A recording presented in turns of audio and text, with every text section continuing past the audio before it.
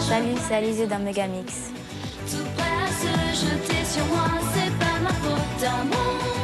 Alors Alizé, tu baignes dans le milieu artistique depuis pas mal d'années. Je crois que tu as commencé par des cours de danse. Oui, c'est ça. J'ai commencé la danse à l'âge de 4 ans. Et il y a 3 ans, j'ai commencé à prendre des cours de chant et de théâtre. Ok, tu viens d'une famille d'artistes ou pas du tout? Non, pas du tout. Un désir spontané de ta part. Au départ, c'était plus pour ma musique qu'autre chose. Mais bon, maintenant, c'est plus mon métier. Tu t'es découverte grâce à l'émission Graines de Star. Est-ce que tu peux nous parler de cette expérience? D'abord la démarche, qu'est-ce que tu as fait pour y être? Et puis ce que tu as ressenti, ce que tu y as chanté. Au mois de novembre 99, Graines de Star est venue à Ajaccio faire une audition. Ouais. C'est une copine qui m'a inscrite, sans me le dire. Et puis j'ai chanté La vie ne m'apprend rien de Liane Folly. J'ai été sélectionnée pour faire le casting à Paris. Ouais. Et puis je suis montée à Paris faire l'audition pour l'émission et j'ai encore été prise. Et j'ai gagné une émission et j'en ai fait une seconde avec Ma prière d'Axel Red. Ok, et qu'est-ce que tu as ressenti à ce moment-là? Tu savais que ça allait être, tu vois, que ça allait être une succession de choses qui allaient se passer par la suite? Non, ou tu as pris ça à non, titre je pensais à m'amuser plus qu'autre chose. Et puis même si ça s'était arrêté là, ça aurait été une bonne expérience pour moi. Comment est-ce que tu es rentrée en contact avec Laurent Boutonnat et Mylène Farmer? Au mois de mars, j'ai su qu'il y avait une audition à Paris. Donc j'ai envoyé ma cassette de Graines de Star, une photo et une maquette. Ouais. Et puis je suis montée à Paris faire des essais en studio. C'est là que j'ai rencontré Laurent Boutonnat, mais je ne savais pas que c'était eux qui avaient fait la chanson. Et j'ai donc été prise.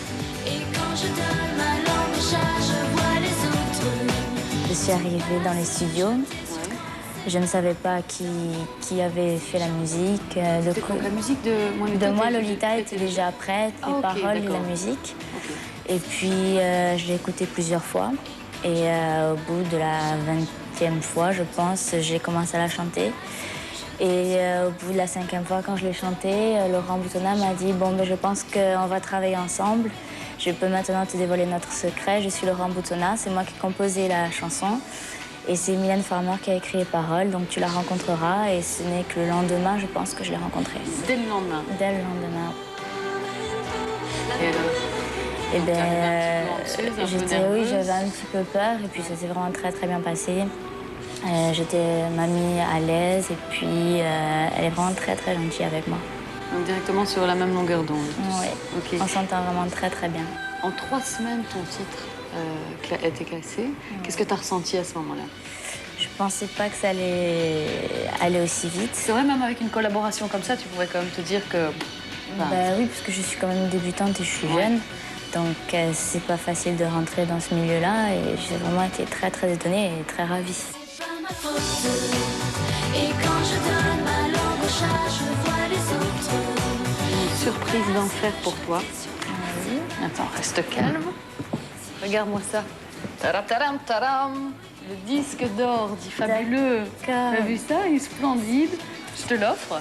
Et je te félicite en même temps. Merci beaucoup. De faire la bise. Il est vraiment très très beau. Merci. C'est vraiment très très gentil. Voilà. Ben, merci à toi. Tu vas mettre ça où? Dans ma chambre. Voilà. En espérant qu'il y en ait plein d'autres qui envahissent ta chambre. Oui, mais j'ai une grande chambre, je vais faire de la place. D'accord, ah bah oui.